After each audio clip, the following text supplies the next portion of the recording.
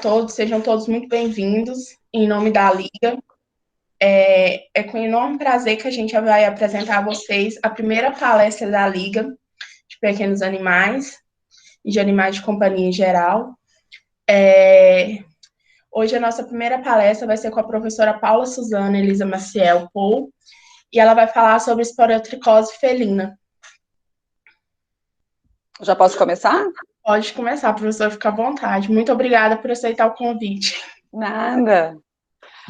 Bom, boa noite a todos. Como a Bruna falou, eu sou a Paula, eu acho que eu sou professora da maioria daí. Bom, sejam todos bem-vindos, e então a gente vai dar início para a parte, né, o começo das palestras da Liga Acadêmica. Então, estamos fazendo a abertura delas. E o tema hoje que a gente vai falar é a respeito de esporotricose felina. Então, a esporotricose ela é uma doença que ela está começando a ter o seu brio. E antes de começar falando a respeito especificadamente de esporotricose, eu vou contar uma história. Então, quando eu morei um tempo no Rio de Janeiro e eu tinha uma vizinha, e essa vizinha ela tinha um gato chamado Pipoca, e o gato ele estava com umas feridinhas no rosto. E ela foi tratando essas feridas, achando que era algum tipo de machucado, ela ia tratando e a coisa não ia sarando, ia só aumentando aquela ferida. E aí aquilo ali começou a chamar a atenção dela, e ela foi buscar outros profissionais, né, para dar aquele diagnóstico. E até que chegou o momento que eu conversei com ela a respeito do Pipoca, e ela me falou que ela estava morrendo de medo, porque uma das grandes suspeitas do Pipoca era uma esporotricose. Então, a esporotricose, ela tem essa característica, tá, dessa úlcera, né, bem marcante, é uma úlcera bem úmida, tá, e ela acaba sendo um dos principais medos dos veterinários na parte de felinos, e vocês vão entender o porquê. Bom, então, o que é essa esporotricose? A esporotricose ela é uma infecção fúngica, então, ou seja, é um fungo que provoca essa lesão, né? Essa lesão que acomete os animais, elas têm manifestações que são geralmente em nível de cutâneo e subcutâneo, tá? Geralmente, mas não é excludente, não, tá? Então, ela, na verdade, é caracterizada com a micose sistêmica, embora, na maior parte das vezes, as suas manifestações clínicas, né, as suas aparências, vão ser principalmente a nível de tecido cutâneo. E ela, infelizmente, ela é uma zoonose. Isso quer dizer que o humano ele pode pegar a esporotricose desses animais. Então, esse é um dos principais alarmantes dessa doença. Então, quem é esse fungo que provoca essa doença zoonótica? Bom, o fungo ele é chamado de Sporotrix. Na verdade, a principal linhagem desse Sporotrix é o Sporotrix chamado Sporotrix schenck. E, na verdade, o Sporotrix schenck ele é um grande complexo, onde no Brasil a principal cepa do Sporotrix que nós temos relatos é chamada do Sporotrix brasiliensis. Ele tem uma característica de ser chamado de dimórfico. O que seria esse fungo dimórfico? Ele seria um fungo que no momento que ele está no ambiente, na temperatura do ambiente, né, que é em aproximadamente 25 graus Celsius, ele apresenta uma forma filamentosa. Tá? Ele se apresenta de uma forma muito parecida com um bolor de pão, por exemplo. Só que ele tem uma adaptabilidade para o animal, e quando ele está na forma de contágio animal, ele está sobre a forma de levedura. A forma de levedura são essas formas aqui, que são esses pequenos bastões. Então, ele tem essa capacidade de, dependendo da temperatura, ele adota características morfológicas diferentes. Isso é uma característica muito particular dos fungos que são muito patogênicos, e isso envolve o Sporotrix. E aonde que está presente, então, esse Sporotrix? Onde que a gente encontra ele? Ele vai estar só presente nos animais? Não. Na verdade, o Sporotrix ele está presente em vários ambientes. Então, ele está presente na vegetação, ele está presente no solo, em locais onde tem matéria orgânica, em materiais em decomposição. Eles podem ser fontes de Sporotrix. Então, o Sporotrix ele está presente no ambiente. Só que não necessariamente o Sporotrix que está presente no ambiente, ele vai resultar numa esporotricose. Então, aonde que a gente encontra? Nesses ambientes, né, na vegetação e também em indivíduos contaminados, eles também são fontes desse fungo. Bom, e como que a gente vai pegar, então, esse fungo? Esse fungo, ele normalmente, em indivíduos que estão saudáveis, ele não tem a capacidade de penetrar a pele. Então, o fato de você encostar na ferida não, numa carga fúngica, em algum lugar onde tem a presença desse fungo, não quer dizer que você vá pegar o fungo. Mas, quando você tem uma ferida que inocula o fungo nesse hospedeiro, né, nessa pessoa, ou nesse animal, aí sim você tem uma inoculação desse fungo e isso vai estimular a sua proliferação e existe uma grande chance de desenvolvimento, então, dessa infecção fúngica. Então, para eu ter o contágio dele, eu preciso de uma ferida, eu preciso que tenha uma quebra dessa nossa proteção da pele para permitir que esse fungo ele consiga se tornar infectante. Tá? Existe também a chance de você inalar essas partículas que são liberadas pelo fungo. Mas essa forma é uma forma muito rara, existem pouquíssimos casos que são relatados, né, que pode gerar, então, essa inalação dessas partículas liberadas pelo fungo da Sporotrix. A principal forma é através da inoculação. Tá?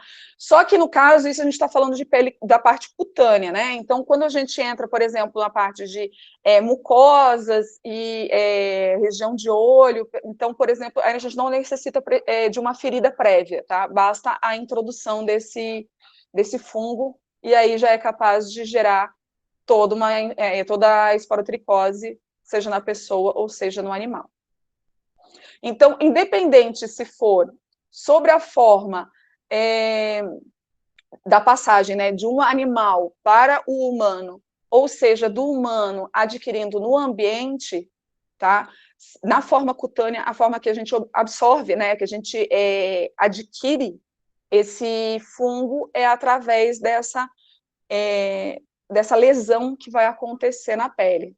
Então, por isso que em alguns momentos, e quando vocês forem ver a respeito da esporotricose, ele é chamado do mal do jardineiro, porque é muito comum em indivíduos que têm esse contato com a terra, com o solo, que no momento que você manipula essa região, você pode ter pequenas fissuras, e é nesse momento que, nessas pequenas fissuras, você tem a entrada do fungo. Então, quem é que pega? São as pessoas que entram em contato mais rotineiro com esse fungo. Então, os grupos de risco estão principalmente os médicos veterinários e pessoas envolvidas com o manuseio e a manipulação animal, os indivíduos envolvidos com a agricultura e indivíduos envolvidos com jardinagem. Tá? Então, todos esses são considerados os grupos de risco. E quais que são os animais que já existem relatos, né, de terem contraído a esporotricose? Então, nós temos os humanos, né? Temos os carnívoros domésticos, são os principais acometidos, e os equinos, eles também são muito sensíveis à esporotricose. Mas também já teve relatos na literatura da presença de esporotricose em primatas, bovinos, camelídeos, caprinos, suínos, aves, tatus, golfinhos, artrópodes e mais um mundo de coisas, tá? Então, é um fungo que ele não tem muito uma predileção, ele pode se expandir para diversos grupos animais e também para os humanos. E o porquê do gato? Por que a gente está falando que ela é a esporotricose felina? O felino, ele tem um papel muito importante na disseminação desse fungo. Então, quando ele absorve o fungo, ele tem uma capacidade de proliferação, e as feridas que apresentam esse fungo, elas têm uma carga fúngica muito grande. Então, o felino, ele se transforma num transmissor muito potencial do fungo. Então, ele é o principal transmissor zoonótico da esporotricose. Então, ele é o principal risco para nós humanos. Então, como eu falei, né, ele é devido às suas cargas fúngicas presentes na lesão. Então, aquela lesão, aquela foto que eu mostrei para vocês no início, aquele local é um local onde está riquíssimo, muito cheio de fungo. Muito, muito, muito. Você tem uma quantidade enorme de fungo ali. E aí é nesse momento que você vai manusear ou toca naquilo ali sem querer, que é um momento que você pode adquirir o fungo. E eles têm uma capacidade também de se tornar portadores saudáveis ou doentes. Então, quando ele está na forma de doente, você consegue visualizar aquela ferida e você pode, né, sabendo que aquilo ali pode ser uma fonte transmissora do fungo, você pode se precaver. Agora, quando o animal ele é saudável, você não consegue ter esse discernimento. E aí pode ser o momento onde você também recebe essa carga fúngica. Então, os animais que eles são, os gatos, né, eles são principalmente considerados esse foco de fungos, aqueles que são domiciliados com acesso à rua, ou aqueles que têm, né, que vivem na rua. Os machos são os principais envolvidos com a presença da esporotricose, porque ele tem essa questão de ambiente, né, e ele também tem a questão da busca pela fêmea. Então, todos esses critérios que envolvem o macho, as brigas, tudo isso pode ser um fato contaminante desse gato. Animais inteiros, como eu falei, a questão da busca pela fêmea, né? Principalmente a gente vai encontrar em animais entre 2 a 3 anos, e é o momento onde a gente tem uma vida ativa muito presente nesses animais, e eles estão presentes principalmente nos animais que não têm raça definidas, tá? Até porque os animais de raça definida são aqueles animais que tendem a ser domiciliados, sem acesso à rua. Então, por isso é que os SRDs, né, eles podem, na verdade, eles têm um maior risco, tá? E como podemos, então, identificar esse animal com uma possível infecção por esporotricose, tá? É muito fácil. Ele sempre vai ter essa característica dessa ferida muito ulcerativa, né, que é chamada. Então, é uma ferida muito grande, normalmente, né, e muito feia. E isso, normalmente, toma regiões de cabeça e regiões de membros, que são os locais que normalmente estão suscetíveis, né, a serem mordidos, a terem brigas, são os locais onde geralmente tem essas feridas, acontecem essas feridas, né? E aí, nessas feridas, você tem esse momento de inoculação do fungo. Então, essas lesões ulceradas, elas são tipicamente encontradas em regiões de membros e regiões de cabeça, e isso é uma característica bem propícia para a esporotricose. Então, são essas feridas presentes, principalmente nessas regiões. Não quer dizer que você não tenha em outras regiões, mas essas regiões, como são as principais envolvidas em momentos de briga, então essas são os principais locais de acometimento.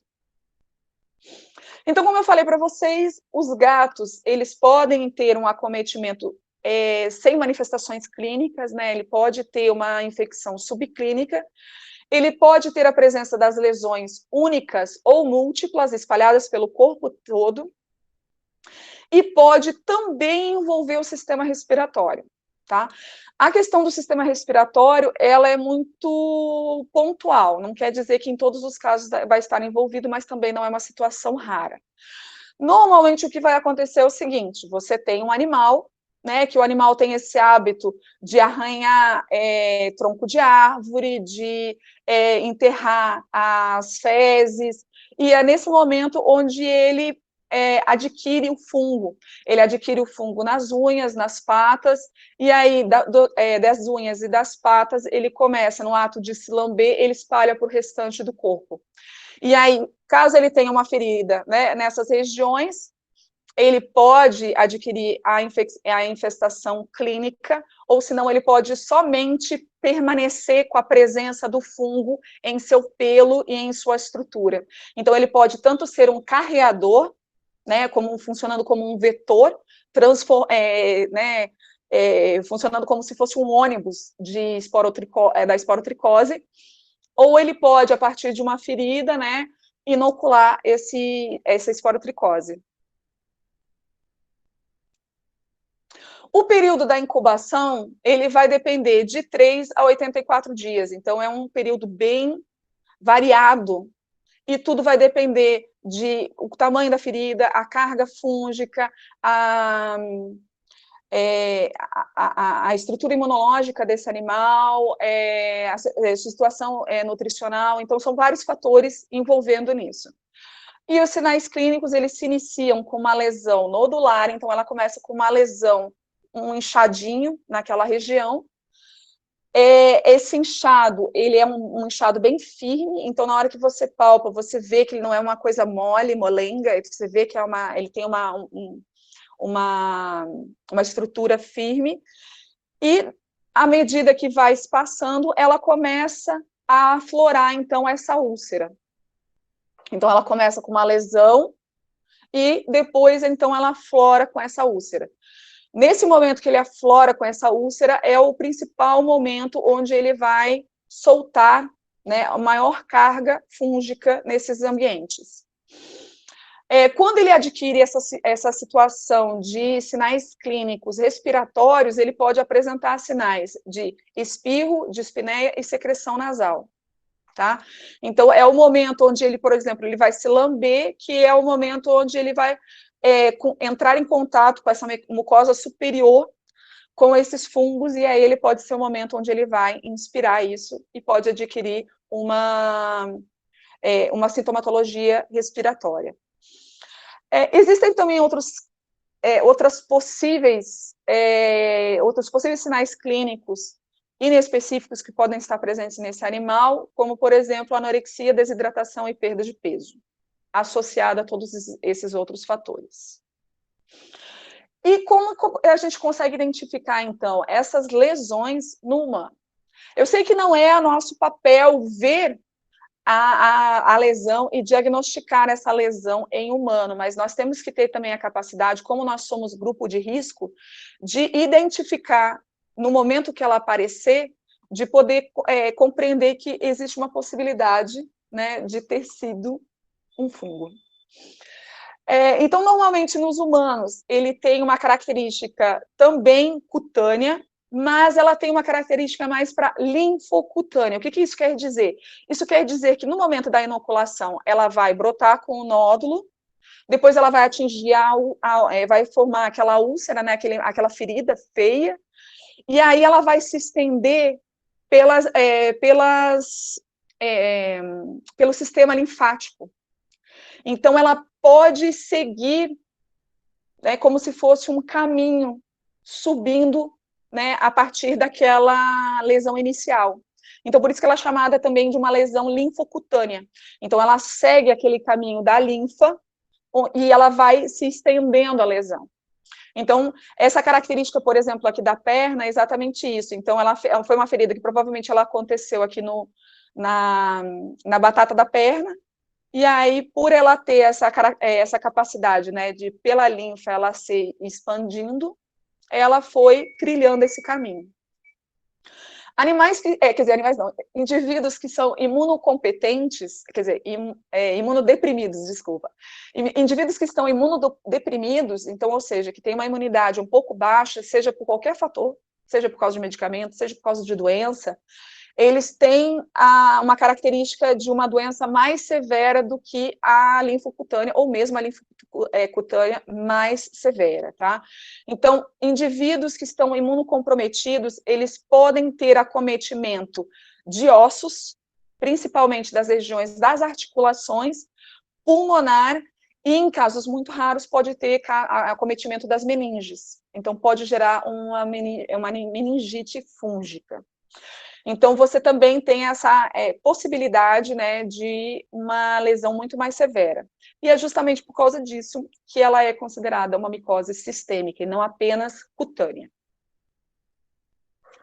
Como é que funciona o tratamento? O tratamento, vocês vão ver que ele vai falar, muito na base do itraconazol. Itraconazol, ele vai ser um dos principais medicamentos utilizados no combate à esporotricose. Mas o tratamento do fungo, na verdade, para qualquer fungo, é terrível. Não é fácil de tratar. Então, sempre quando se pensa em fungo, pensa, eu tenho um desafio aí. Por que desse desafio? Tá? O esporotrix é um dos exemplos de fungo, tá? De infecções fúngicas, mas, na verdade, qualquer infecção fúngica, ela é muito problemática de se tratar, tá? E o esporotrix é mais um exemplo. Então, um dos problemas desse desafio, a ocorrência de recidivas, então, mesmo após o tratamento, ele pode retornar à doença. Você tem um número muito limitado dos fúngicos, embora a gente falou, né, que o itraconazol ele é o principal, a gente trabalha só com itraconazol e cetoconazol, e o cetoconazol não é muito indicado, porque ele tem as chances de você ter algumas desordens clínicas sendo originadas pelo fármaco é muito grande, então ele é um fármaco muito tóxico, tá? Então ele gera reações adversas muito severas, e muito mais fáceis de acontecer do que o itraconazol. Então, a gente acaba ficando cada vez com esse número de antifúngicos cada vez mais limitado. Ele tem um efeito, na verdade, assim, o tratamento do fungo, ele é muito demorado, ele leva meses para você conseguir ter a diminuição dos sintomas. Então, imagina, você demora meses e ainda tem chance de ocorrência, de novas ocorrências, né? Na verdade, novas ocorrências não, de recidivas.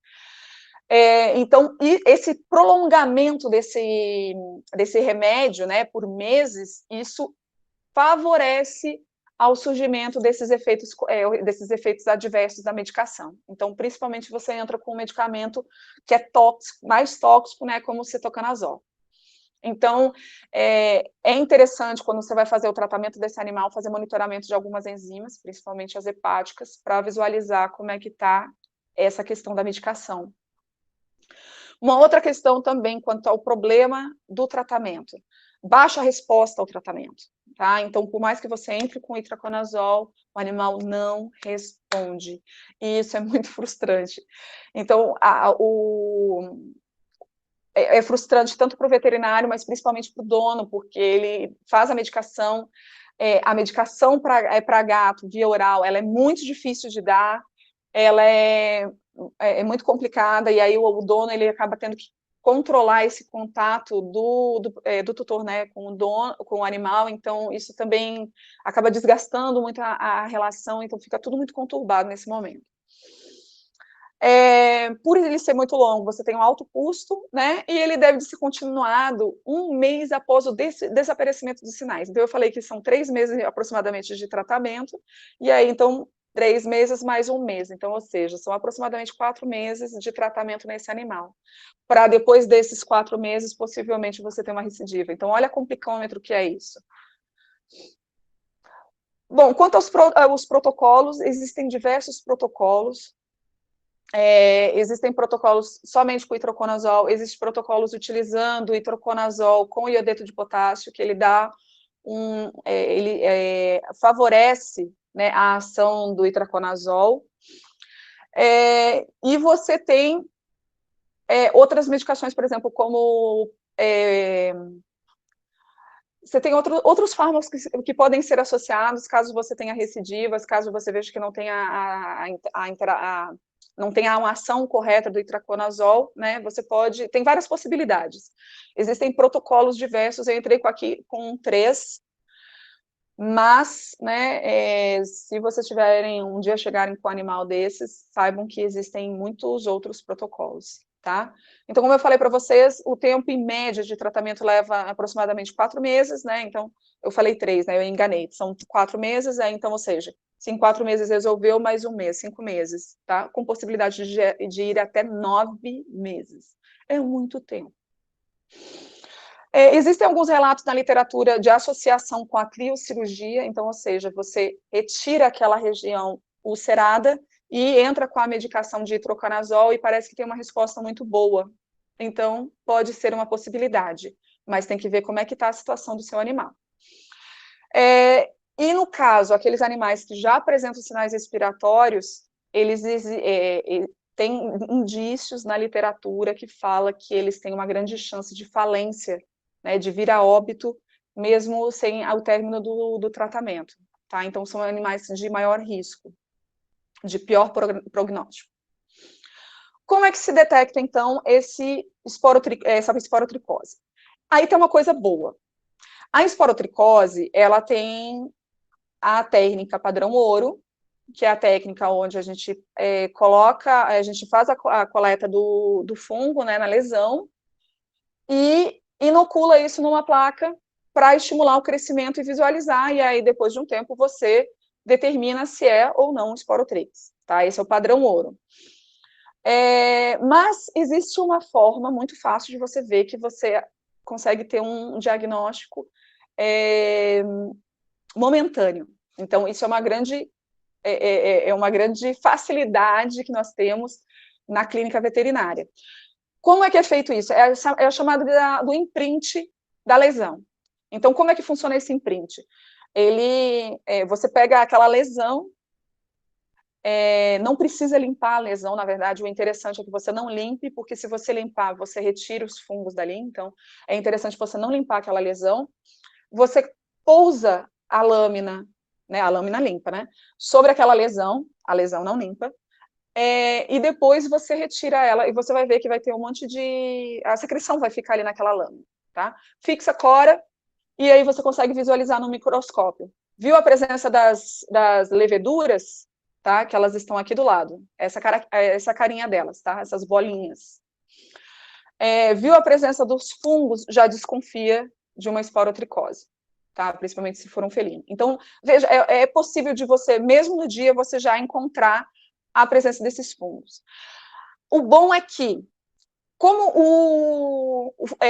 o gato, ele tem uma grande carga fúngica, como eu falei o tempo todo sobre isso, é muito difícil você ter um falso positivo nesse animal, tá? É muito difícil você ver o fungo e o animal não estar com fungo. É raríssimo isso. E a outra coisa é que também é muito difícil você ter um falso negativo, porque aquela ferida ali, se ela estiver úmida, aquilo ali está brotando fungo. É uma coisa impressionante a quantidade de fungo que tem. Então, para gatos, isso funciona muito bem. Então, pode ser aplicado na rotina, sim, basta ter prática, só isso. Mas existem outras formas, você pode coletar aquele tecido e fazer uma biópsia, tá? Que também é possível de fazer a identificação, e também é possível fazer PCR, embora a PCR ainda não tenha um protocolo definido pelo CDC, mas já existem alguns protocolos certos, né, para uso na PCR. A PCR, então, ela é rapidinha, é uma biologia molecular, fácil de fazer, que daria para fazer isso em menos de uma semana, você resolve. A questão, mas professor, por que eu não vou fazer o padrão ouro? É porque o padrão ouro, ele leva de 15 a 30 dias para dar resultado. É muito tempo para um animal que está cheio de ferida. Então, o interessante seria você já ter um diagnóstico prévio, tá? Por isso da questão da citologia. E a gente não consegue falar de esporotricose sem falar de questão de saúde pública. E como a gente está falando de Brasil, vamos falar do Sporotrix brasiliensis. O que acontece com o Sporotrix brasiliensis? Ele foi introduzido mais ou menos na década de 90, ali próximo da década de 90, ele foi diagnosticado, foi encontrado, e viu-se que os lugares principais de acometimento, eles estavam na região de Rio e São Paulo. E aí, por conta disso, né, que ele se tornou endêmico nessas regiões, poucos locais fora dessas regiões abordavam sobre a esporotricose. Então, a esporotricose era tida, não, é uma doença de lá, e quase ninguém estudava. Eu, por exemplo, quando eu estudei na faculdade, eu me lembro direitinho da minha professora falando assim, não, isso daqui é uma coisa que é um surto endêmico do Rio de Janeiro. E ponto. Tipo, como se fosse assim, não, aqui em Brasília a gente está salvo. Não é assim, tá? Então, entre 1990 e 2000, a coisa já começou a se expandir para outros estados. E em 2016, ele já chegou a 8 estados. E quais são esses estados? Nós temos Rio Grande do Sul, Santa Catarina, Paraná, São Paulo, né, Rio de Janeiro, Espírito Santo e Minas Gerais. Tá? E vocês acabam sendo influenciados pela proximidade com o Rio, porque o estado de Minas Gerais é um estado que está, né, ele é fronteira com o Rio de Janeiro. Então, você tem essa facilidade de transporte desses animais infectados. Então, fez-se um estudo, né, mais ou menos calculando o que tínhamos, quais foram os números de casos que aconteceram entre 98 e 2016, e já se foram relatados aproximadamente 4.500 casos em que os humanos foram contaminados por gatos no Brasil. Tá? Então, nesses anos, nós tivemos essa quantidade de animais infectados, de pessoas infectadas pelos seus gatos, né, ou gatos dos outros. Em 2018, isso se estendeu. Ele se estendeu para Argentina e Paraguai. Então, ou seja, o Brasil está contaminando os nossos países vizinhos, tá? Então, há uma preocupação de que se espalhe para ainda mais esses esporotrix. E qual é o problema do esporotrix brasiliensis e do esporotrix dos demais fungos do complexo esporotrix Schenck? A problemática está porque o esporotrix brasiliense, ele é mais patogênico do que qualquer outra cepa ou qualquer outro tipo de fungo do gênero esporotrix. Tá? Então, essa é a nossa problemática. Por isso que existe um risco, por isso que é importante pensar em saúde pública quando se fala de esporotrix, né? E, na verdade, quando se fala de tudo. Tá? Nós temos a possibilidade desses animais carrearem esse esporotrix brasiliense, que é extremamente patogênico, para todos os outros países da América Latina, inclusive para qualquer animal que viajar, né? Essa questão de você ter animais sendo transportados por avião, ali você tem um carreador, um possível carreador de fungo, tá? Então, nesse momento desse gato, por exemplo, que ele chega contaminado, ele não apresenta nenhum sinal clínico, mas ele pode estar presente nas suas garrinhas. Ele vai lá começar a afiar as unhas nas árvores, e aí ele começa a disseminar esporotrix brasiliensis no solo. E aí, do solo para passar para outros animais é fácil. Tá? Então, é essa a problemática do esporotrix, principalmente aqui no Brasil, né, porque nós somos um foco para o restante do mundo. E ele continua sendo hiperêmico, hiperendêmico, na verdade, hiperendêmico no Rio de Janeiro. O Rio de Janeiro, ele é um foco disseminador de gatos, né, com a presença desse esporotrix brasiliense, e é uma coisa muito comum lá. Tá? Então, lá tem uma carga fúngica muito grande, muito maior, inclusive, do que São Paulo. Como é que a gente vai prevenir, então, isso? Tá? O interessante aqui, indivíduos que são grupo de risco, principalmente aqueles que vão manusear os animais, que são os grandes focos, né, de absorção desses fungos, é interessante você sempre ter cuidado ao manusear esses animais, seja eles com a presença das lesões, ou seja, sem a presença das lesões. A gente já viu. Ele pode ser um carreador do fungo. Então, como é que é interessante você se preparar para receber esse animal? Tá? É importante que você se proteja com luvas e é importante que você se proteja com jaleco. Caso o animal ele tenha a presença das feridas, que aí você tem uma carga fúngica maior, aí a sua proteção vai ter que ser maior, tá? Então você tem que pensar, você tem a chance de introduzir eles pelo olho, né, através ocular, através da mucosa respiratória, através da pele, e você pode também ser um possível carreador. Então, é interessante que quando você vai, né, um dia manusear esse animal, é interessante que você ou utilize materiais que sejam descartáveis, ou você utilize animais que você possa higienizar logo em seguida. Por que eu estou falando isso? Porque não é interessante você utilizar um jaleco que você usa o dia inteiro para você se proteger desse animal, porque aquele seu jaleco está se tornando uma fonte disseminadora, tá? Porque, né, não é todo mundo que lava o jaleco todo dia, e é nessa questão dessa permanência desse jaleco sujo, contaminado, que aí você pode passar para outros animais. Tá? Então, a ideia é que, se você vai manipular esse animal e ele tem chance de estar com lesão de esporotrix, é interessante que você utilize luvas e é interessante que você utilize um jaleco descartável de manga comprida. Tá? Utilizar, então, um protetor, esses face shield, né, esse protetor de rosto, utilizar máscaras, tá? E tudo isso, né, a máscara é interessante que ela seja descartável, e logo após o manuseio desse face shield, né, que você pode reutilizar, né, higienizar ele. O restante, o indicado joga fora. Aquilo ali é uma fonte de contaminação. Após o atendimento do animal, possível fonte, é interessante te fazer uma limpeza e uma desinfecção do ambiente, utilizando principalmente hipoclorito de sódio a 1%, e deixando ele agir por 10 minutos. Se um animal está positivo e ele aparece dentro do seu consultório, dentro da sua casa, qualquer coisa que seja, não é só bancada que você vai limpar. Você vai limpar tudo. Você vai limpar a parede, você vai limpar chão, você vai limpar a bancada. Você vai, se possível, você vai entrar dentro de um hipoclorito, tá?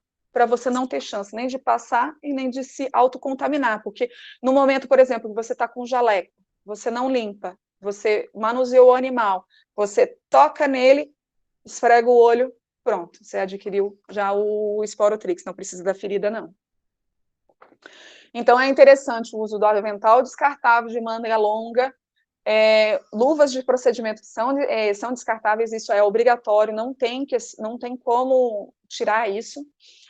E o uso da máscara vai ser principalmente se você tem animais com sinais respiratórios, mas eu indicaria independente. Não acho que não custa. Limitar o contato desses animais com o meio externo e com outros animais. Então, é um animal que ele vai ter que ser mantido restrito, porque ele é uma fonte disseminadora. O tutor, ele deve de ser conscientizado pelo veterinário sobre a doença e sobre as responsabilidades que ele vai ter com esse animal, porque é uma doença que vai demorar 9 meses para ser tratadas, então ele tem que estar ciente desse gasto, ele tem que estar ciente de tudo que pode acontecer no decorrer desse tratamento, tá? Ele tem que entender o papel desse animal na saúde pública e o papel dele também na saúde pública brasileira. Em caso de acidente, é interessante, né, lavar a ferida com antisséptico e buscar uma indicação médica. Os cadáveres dos animais infectados, como eu falei, eles representam um risco à saúde pública e ao meio ambiente, então eles têm que serem descartados, né, eles têm que serem destinados da forma correta, não é simplesmente enterrando o animal.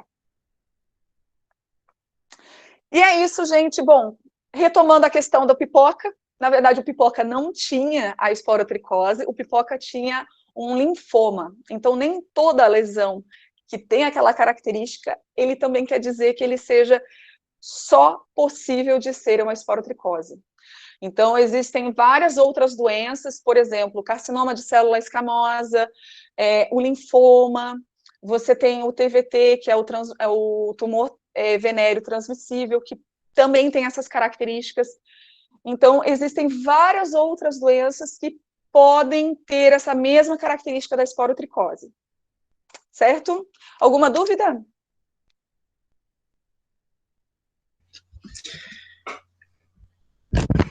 Boa noite, professora. Obrigada pela palestra. Pessoal, eu queria avisar vocês que a lista de presença já está no chat, quem quiser já ir preenchendo.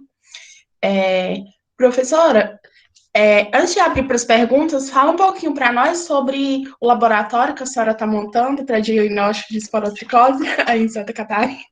Estamos numa tentativa. Bom, aqui em Santa Catarina, né, ela já houve casos, então a ideia é trazer esse diagnóstico para dentro do LACEN. O LACEN é uma instituição pública, tá, de saúde pública. Então, ou seja, saúde pública não envolve somente saúde humana, envolve também saúde animal. Então, tanto é que, na verdade, a maior parte das doenças que são estudadas lá, elas são principalmente de origem animal. Então, você vê lá, por exemplo, tuberculose, você vê lá, por exemplo, Covid. Então, são todas elas de uma origem animal. Então, o animal, ele tem que ser estudado e ter essa importância também na medicina humana. Então, a ideia é a gente montar esse laboratório aqui, né? Na verdade, a gente está fazendo várias outras coisas, mas trazer esse foco de diagnóstico de esporotricose, a gente estar preparado para, no caso de uma possível presença desse animal aqui, a gente ser capaz de ter uma atitude mais pronta por meio da vigilância epidemiológica. Muito Era isso que você queria? Ou quer mais saber mais a respeito? Muito bacana, professora. Muito bacana o seu trabalho lá. Acho que a gente tem muito ainda que aprender com a senhora, né? Muito legal. Pessoal, podem, né? A gente, na verdade, todo mundo está aprendendo, né? Para fazer as perguntas, fiquem à vontade, tá bom? Sim, Paula.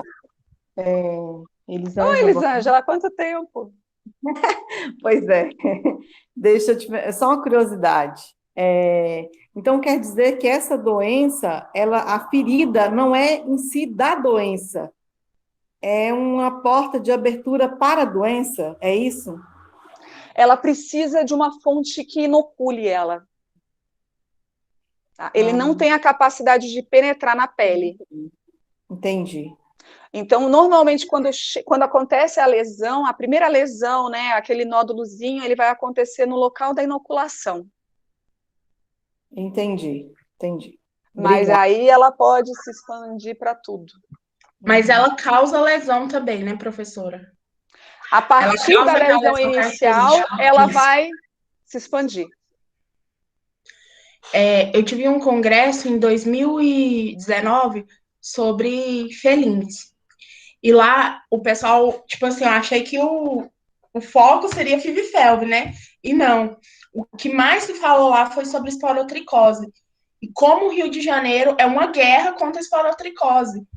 E lá chegou um ponto que eles começaram a fazer eutanásia nos animais, porque a disseminação foi tão alta, a incidência tão alta, que eles chegaram a esse extremo.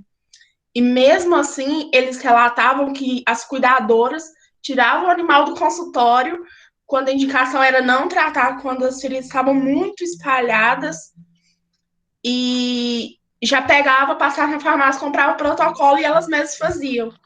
Porque já era uma coisa tão rotineiro para elas conviver com a esporotricose, que ela já chegava com o gato, ela já sabia que tinha esporotricose, já colocava ele afastado dos outros na gaiolinha. Então, assim, lá a incidência é muito alta. E foi o foco do congresso, foi a esporotricose. A esporotricose, ela tá vindo e ela tá vindo com tudo.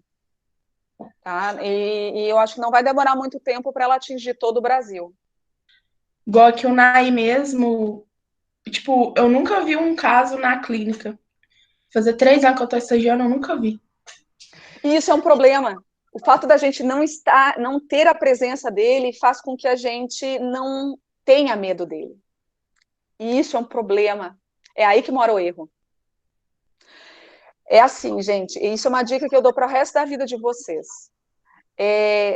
Tratem sempre uma lesão como se fosse uma esporotricose. Tratem sempre um animal com uma desordem neurológica como se fosse uma raiva. Sempre esperem o pior daquilo ali, porque quando você espera o pior, você tá protegido, porque você já sabe o que pode acontecer e você se protege. Agora, se você não tem esse medo, você está abrindo uma brecha, né, para se contaminar. E a esporotricose, teve um dia que eu tava em uma chácara, aí tinha aparecido uma gatinha lá, o cuidador da chácara tava cuidando da gatinha. Dizia que achava ela muito bonitinho, o narizinho dela. E ela tinha um nariz bem característico da esporotricose, que é aquele narizinho de palhaço, bem empinadinho. Eu falei, nossa, se abre ferido, o senhor levar no veterinário. Eu acho que era esporo, professora, porque ela ficava lá sozinha, não tinha nem outro gato para ela brigar.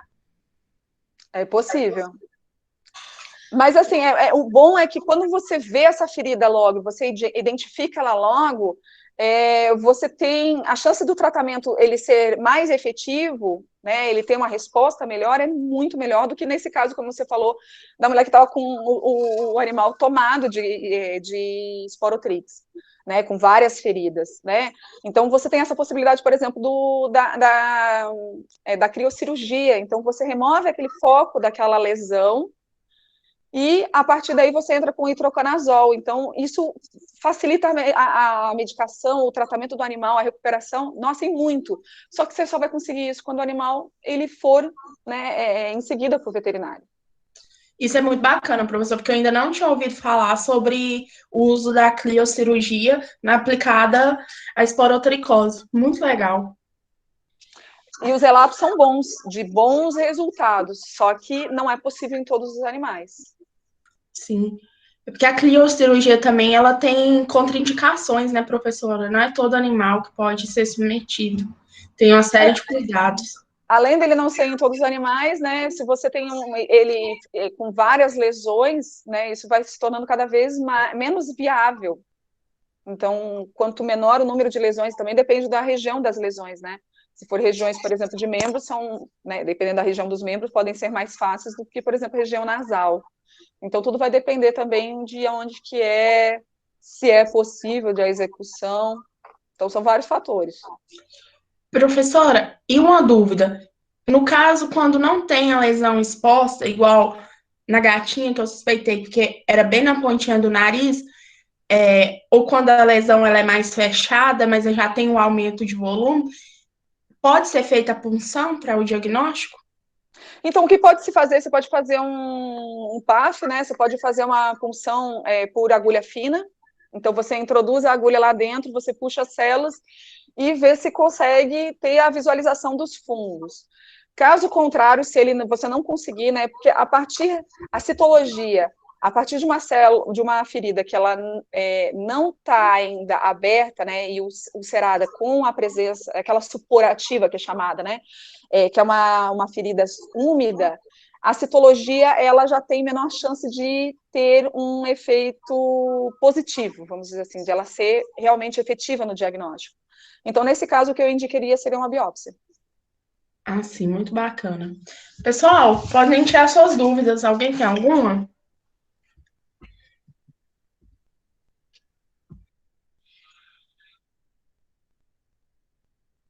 O povo tem medo de mim. Nós não temos Boa medo, noite, Paula. Paulo. Eu não tenho medo, não.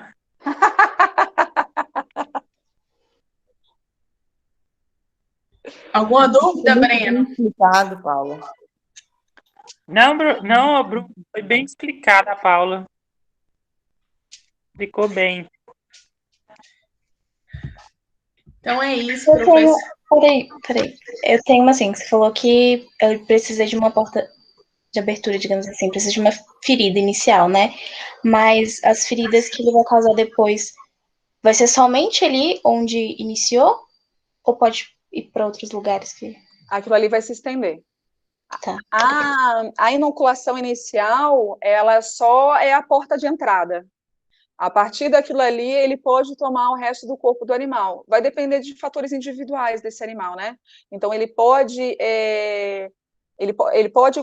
através do seu sistema imune, ele conseguir controlar um pouco mais essa infecção, tá? Ou ele pode tomar, né, cada vez mais. É lógico que quanto maior os focos de entrada, maior a chance desse animal ter múltiplos focos. Mas ele mesmo, ele pode se reinocular. Então, ele se lambe, né? Na hora, por exemplo, ele tem uma ferida, lambe, na hora que ele lambe, ele está carregando aquele monte de fungo para o resto do corpo dele em todo. E aí, a hora que tiver uma feridinha, entrou. Tá, obrigada. Tá? Pessoal, alguém tem mais alguma dúvida? Professor Júlio, parece que entrou.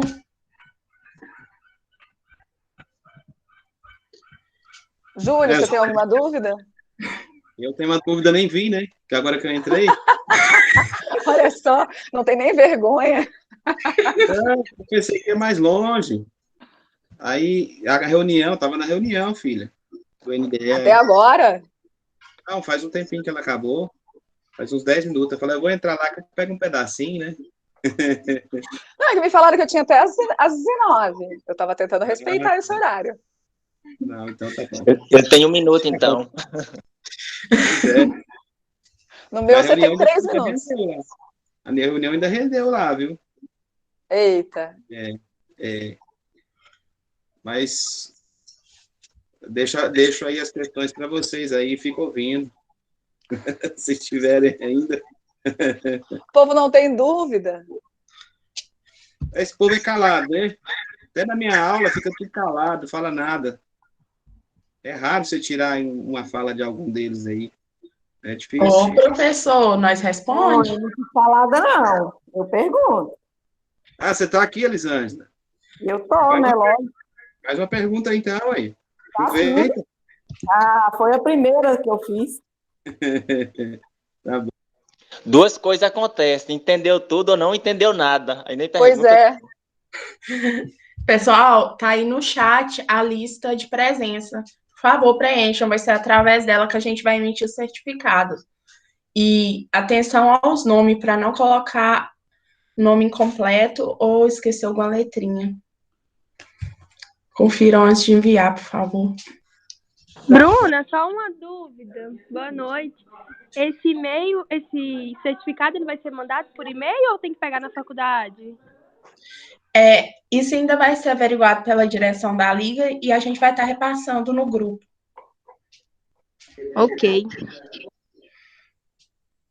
Laura, você não tem nenhuma pergunta para mim, não? Não, hoje não. Tudo explicado. Eu sempre pergunto, né? Pois é. Estou esperando a sua pergunta. Não, hoje eu não tenho perguntas. Então é isso, pessoal. Se ninguém tiver mais nenhuma pergunta, a gente vai nos encerrar por aqui. Gostaria de agradecer a professora Paula pela disponibilidade, pela palestra maravilhosa. Muito obrigada, professora, por compartilhar, trazer coisas que vêm acrescentar na nossa formação. É um prazer e uma honra enorme ter recebido a senhora como a primeira palestrante aqui da Liga. Muito obrigada, de coração, em meu nome, em nome de todos os outros alunos e da Liga Acadêmica. Eu agradeço muito o convite. Eu espero que realmente eu tenha conseguido explicar para todo mundo. Eu tentei trazer uma coisa bem menos técnica para tentar fazer com que todo mundo entenda. E eu fiquei extremamente lisonjeada em ser a primeira, nossa. Fiquei muito feliz com o convite e sempre que precisar, estamos à disposição. Quem tiver com dúvida, né, a respeito da doença e tiver com vergonha de perguntar, se quiser no momento da aula, a gente conversa a respeito disso também, não tem problema nenhum, tá, gente? Sintam-se à vontade. E qualquer coisa, Bruna, que precisar, pode contar comigo. Muito obrigada, professora. O pessoal Eu desejo muito boa sorte nessa tua liga agora, viu? Obrigada para todos nós. O pessoal está parabenizando a senhora aqui no chat, a Laura, Elisângela, a Joyce, Obrigada. a Jéssica também. Então, muito obrigada. A gente encerra por aqui, dentro do horário, para o pessoal da noite ainda assistir uma aula aí boa. Então é isso, pessoal. Semana que vem a gente tem uma palestra com o Dr. Fernando, nosso professor aqui da faculdade. Ele vai falar sobre a coletas de amostras veterinárias, os principais erros na rotina clínica. Muito É importante. bem bacana, muito importante, porque o patologista clínico sofre. Então, muito obrigada. Obrigada, professor Júlio, por ter vindo. Então, Atrasado, né? Cheguei. Ai. Então, tá bom, pessoal. Obrigada. Tem que pagar a Paula aí, ó. Dá um dinheiro para ela aí, ó, pela palestra dela, ó. Libera o cascalho aí. Professor, daqui a um dia, quem sabe, né? Ela vai ficar tão feliz.